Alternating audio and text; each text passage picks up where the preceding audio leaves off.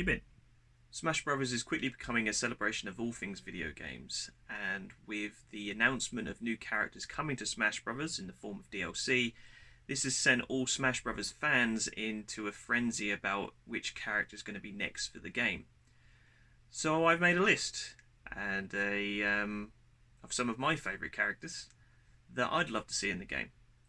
Now, I know some of the characters I've chosen have a Twister ice cream chance in hell of appearing in Smash Brothers, but I don't care. This is just for fun.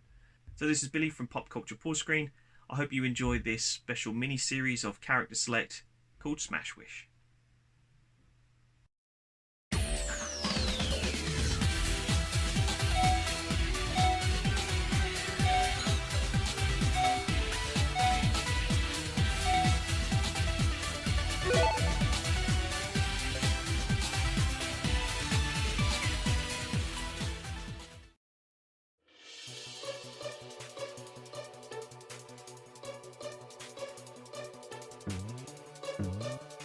Dixie Kong.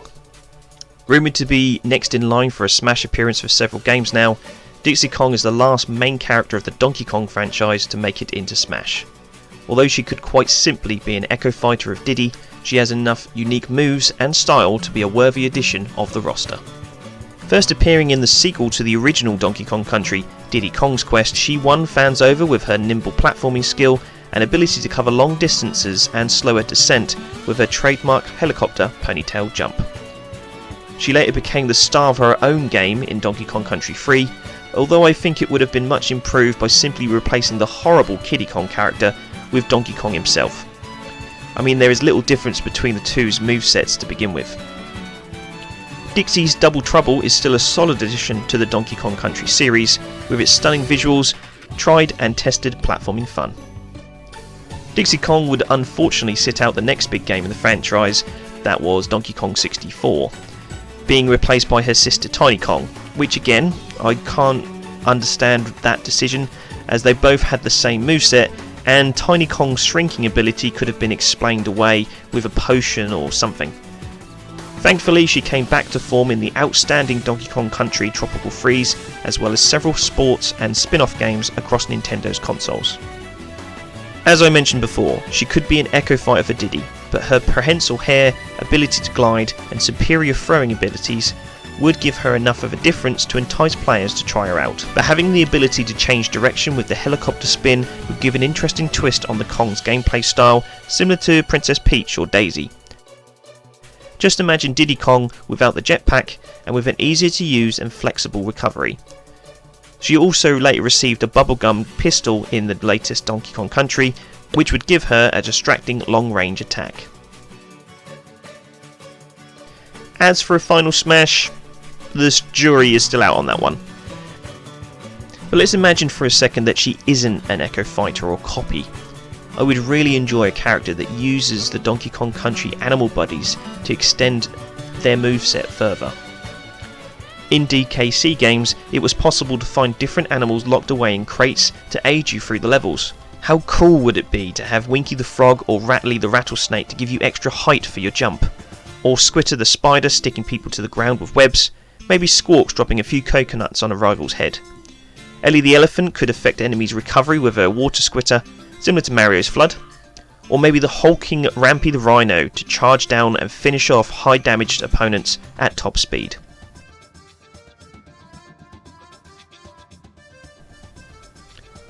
Most importantly though, it would just be awesome to reignite all the Kongs and prove Dixie's importance to the series. Sure, King K. Rool was an important pick for the game and brought something new to the heavyweights, but the Kong family in Smash feels a little empty without Dixie Kong.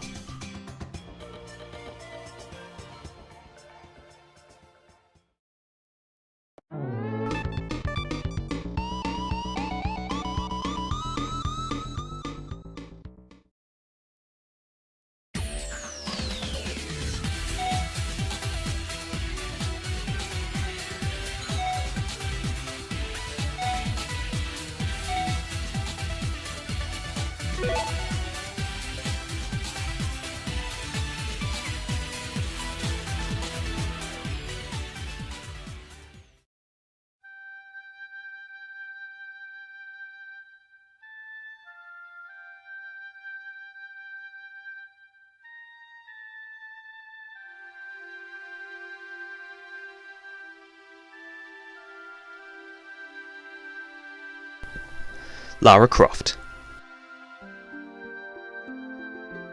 Samus may be the first lady in video games, but there is only one video game queen.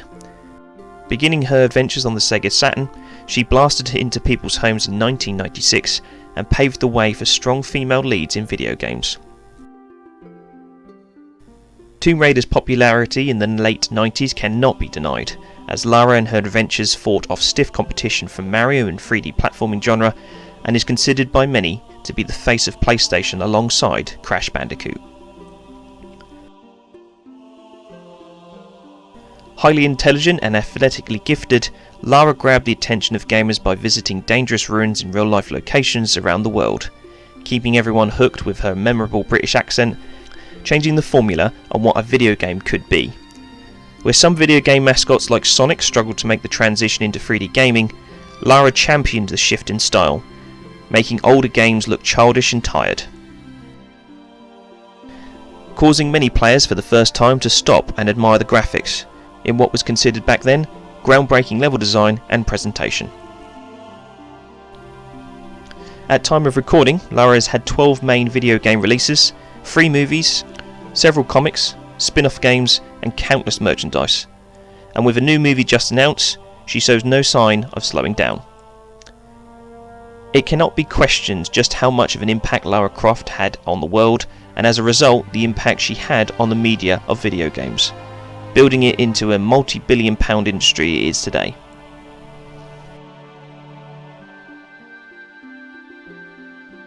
For me personally, I find Tomb Raider games to range in quality. They spat these games out so quickly year in year out to keep up with the fan demand that they lost the puzzle solving and the intrigue of the first game in favour of shooting and action. I will always have a special place in my heart for the tank controlled and set jumping of the first game, but it is the first reboot in the series, beginning with Tomb Raider Legends, that I look back at most fondly. It is in these games that Lara has the most freedom of control, the right amount of sass and charm, leaving behind the over-sexualization and concentrating on a tight, fun and compelling trilogy of games, redefining herself again for a new generation of gamers. There is nothing more iconic than seeing Miss Croft leap from platform to platform, cliff to cliff, on her adventure to find the world's most precious and dangerously hidden treasures.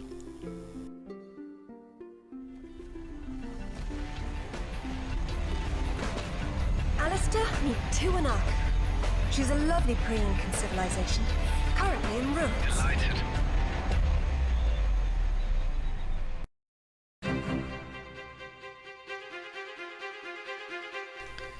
In 2013, Lara Croft was redesigned again.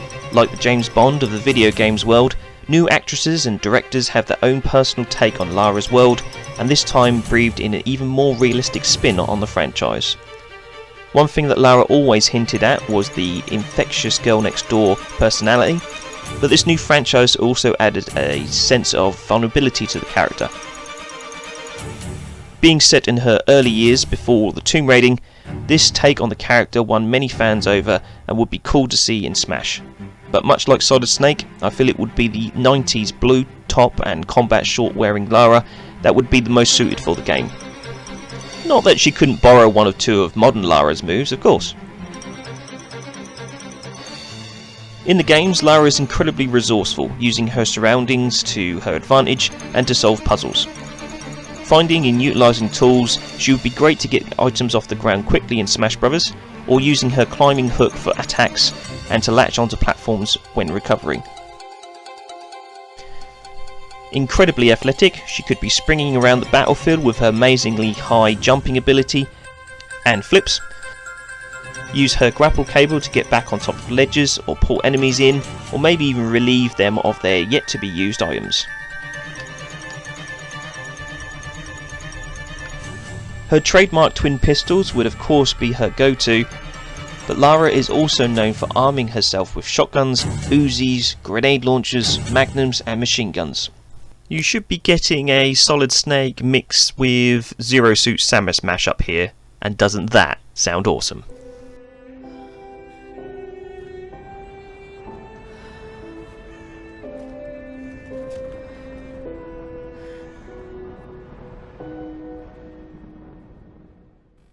Welcome to my home.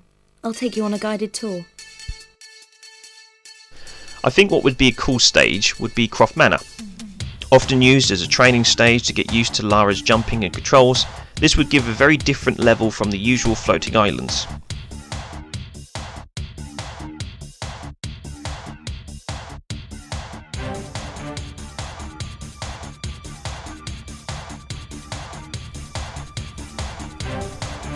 Add in a few crates from when Lara was having deliveries, or maybe the training ramps from the gym, and you have a dynamic stage that would stand out.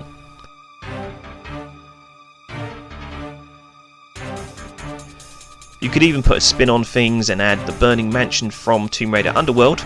The crumbling concrete pillars and fire hazards could make matchups frantic and devastating each and every attack.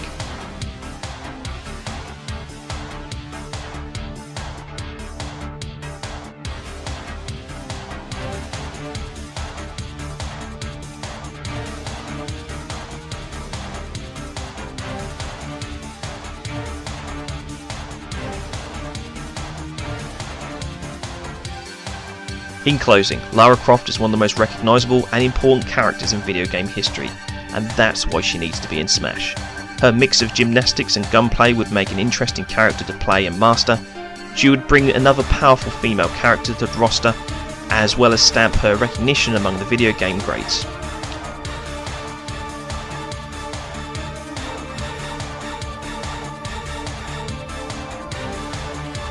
Sure, she's never really been Nintendo, but does that really matter anymore? Smash Bros is the celebration of video games, and there can be no true celebration of what video games have accomplished without the appearance of Miss Lara Croft, Tomb Raider.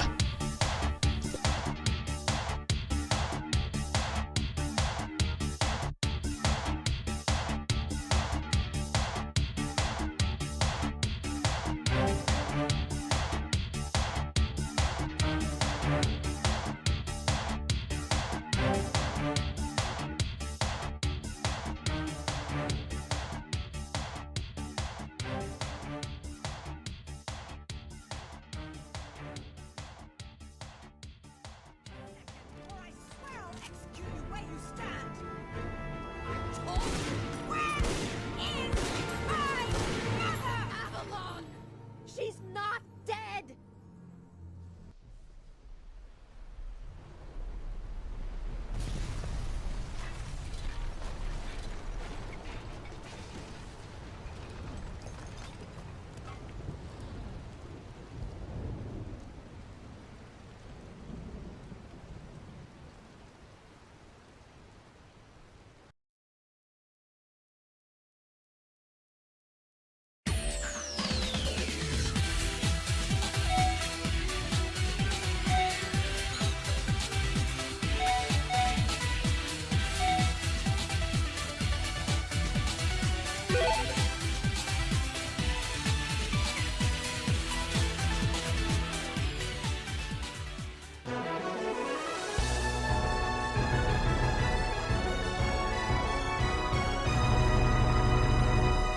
Sparkster.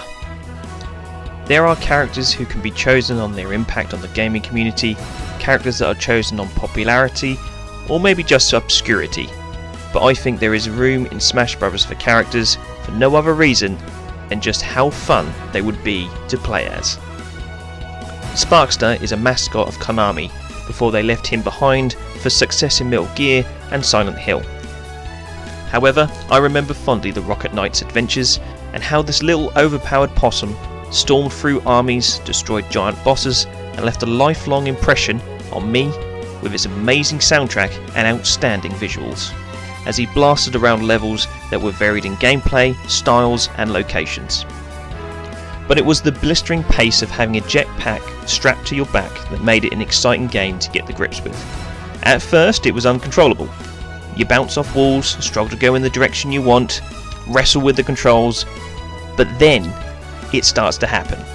You learn to control the chaos and master one of the most addictive gameplay styles I have found with any character.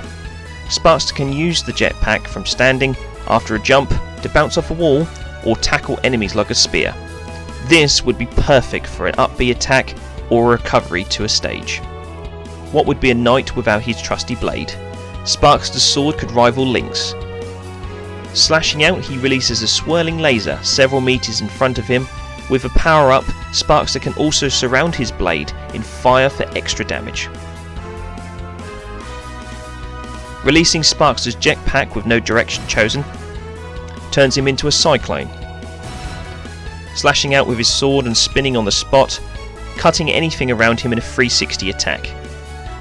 This cannot be directed like his other attacks, but works well against multiple attacking enemies from all sides. He also has a variation of the jetpack that allows Sparkster to quickly flip left or right, surrounding himself in fire to hack the enemies or make quick adjustments in the air or after a rocket boost. In the game, it was the skill of combining all of these techniques that made Rocket Knight Adventures such a joy to play, and for me, makes Sparkster a top tier choice in Smash.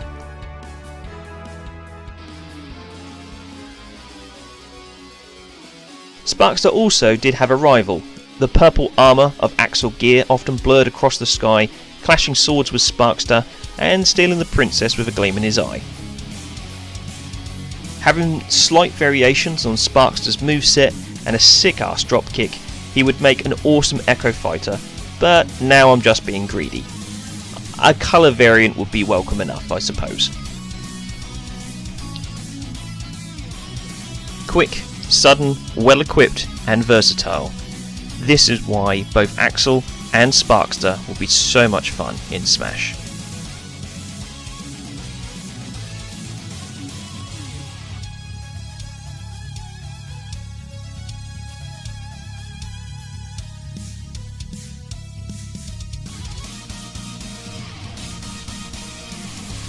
Final Smash?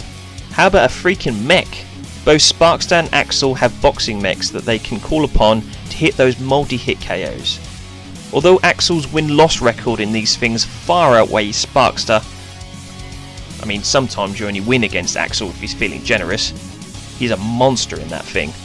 These giant mechs could come up from the back of the screen and lay a punch similar to Bowser's massive one-hit KO. Sparkster will never make it into Smash, I know that. But there was a time we said that about many of the characters in Smash right now, like Sonic, Cloud and Snake. Snake twice. So maybe one day. The Rocket Knight has surprised me before. I mean, after having the game for 6 months, finishing it several times and then deciding one afternoon to play through on the harder skill level, I found in Sparkster an alternate ending and an extra boss waiting for me in the place of what was the normal last boss. As a kid, it was like an old game had a surprise for me on my birthday again. That was so awesome and made me love the game even more. And that last boss music was epic.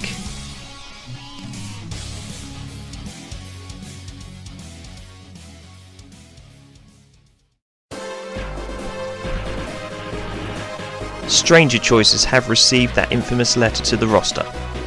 Could the Almond Possum surprise me one last time?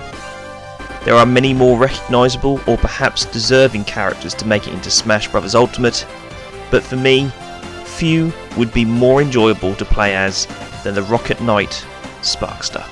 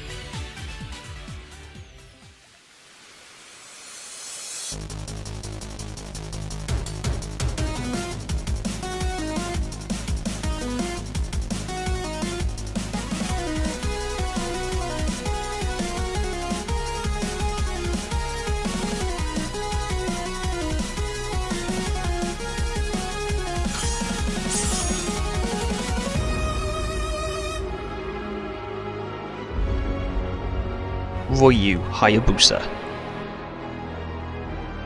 Since 1988, Ryu Hayabusa has been building a legacy that would cement him as video games' most iconic ninja warrior. Appearing on Nintendo, Sega, Xbox and PlayStation, no ninja is more famous, more powerful and more badass than Tecmo's Shadow Warrior.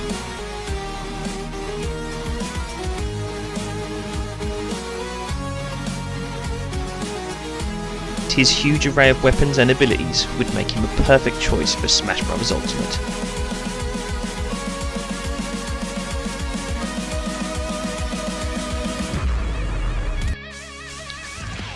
And you would have to be a ninja to be able to conquer and see everything this fighter has to offer through his rock-hard video game releases. Before Dark Souls, there was one trial in video games to test your patience, skill and endurance against, and that was the path of the ninja in Ninja Gaiden. Starting on the original NES, Hayabusa's adventures always start simple enough, but then hit you in the face with a brick wall so thick it would take many gaming hours just to get through it, only to be faced with an even thicker wall the other side. Spawning enemies, devilishly placed hazards, unforgiving, continuous and cripplingly difficult bosses would prevent you from seeing the end of any of Hayabusa's adventures. So much so, an easy version of Ninja Gaiden's reboot, Ninja Gaiden Black, was released with an easy mode, just so people could in some cases get past the first boss. A single standard enemy in Ninja Gaiden could rob you of an entire life bar, if you let your guard down. Fail and you could be sent back to the beginning of the whole stage, a whole chapter, or in some cases the entire game. No campfires here, boys. In fact, Ninja Gaiden was one of the many games that built a reputation for Nintendo's original gaming machine, having a library of difficult and unforgiving platformers. And I have struggled to find people that disagree with me that Ninja Gaiden was one of the toughest. However, stay true to the path and you'll be rewarded with the ultimate power of the leader of the Hayabusa clan. Equipped with a large array of primary weapons, magic and skills, claws, longbows, speared bow staffs, the list goes on. But it is Hayabusa's signature dragon sword that is the most symbolic of deadly ninja's arsenal. This silver sword, passed down the generations of the Hayabusa bloodline, accompanies Hayabusa on every mission, and no one is more skillful with a blade as he overwhelms ninjas, monsters and other warriors with a cyclone of perfect slashes and murderous stabs. But Ryu is much more than just a murderous ninja leaving a river of blood behind him. He is a protector, defending the world from powerful and hungry dictators, vengeful demons and monsters that most video game characters are just not equipped well enough to handle. He just prefers to cut enemies in half rather than jump on their head. A ninja wouldn't be a ninja without throwing stars. Thing is, one type of ninja star just isn't enough for Hayabusa. He's had charging warblades, boomerang stars. To do this ninja's justice, they would have to get inventive and look to include several types of variations. They could then look to add a spinning sword slash, a bit like Samus's screw attack, ninja magic, which never seems to have any rules, be it large projectiles, fire shield, moving faster than light attacks. It all depends how badass Hayabusa is feeling at the time, I guess.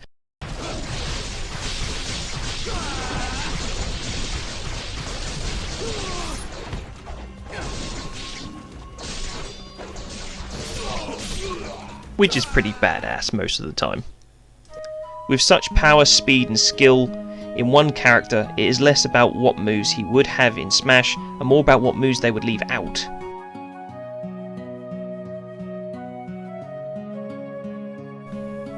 Giant flaming ninja dragon for Final Smash, anyone?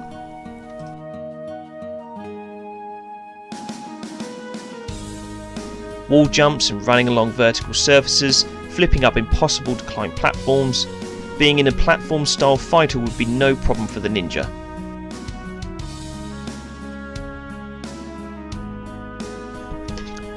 But would it be fair for everyone else? There is truly so many moves they could include in this character.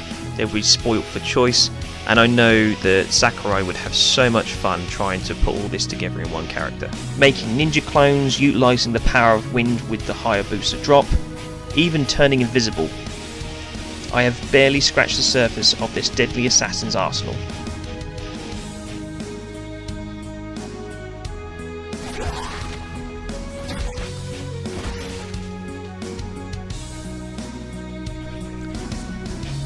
Hayabusa is a character that has it all, a wealth of attacks and weapons, a strong legacy of video games, different enough from the rest of the roster, and the mascot of the Japanese gaming company that has been around for years, Tecmo. Whether it be a platform game, hack and slash game, beat 'em up, Hayabusa has stood the test of time and endured for multiple generations. And there is no denying that he deserves to be in Smash Bros. Ultimate just as much as any gaming icon. In a fighting game filled with gaming icons and characters from throughout video games history, Ryu Hayabusa has inspired countless other franchises and gaming developers. So many of your favourites in the industry grew up with this character, and I can't think of a more badass character I would want on the roster. There truly is no better word to describe Hayabusa than badass. Things that this guy combats in Ninja Gaiden would take an army of heroes days. The haunting and adrenaline pumping music is enough of a reason to put Hayabusa in Smash. And because of the part Team Ninja and Tecmo played in Nintendo's history, and other console creators with games like Dead or Alive, Fatal Frame and Dynasty Warriors, and their recent work on things like Hyrule Warriors and Metroid Other M, their contribution was always there, just never obvious. Just like their most famous mascot, I guess.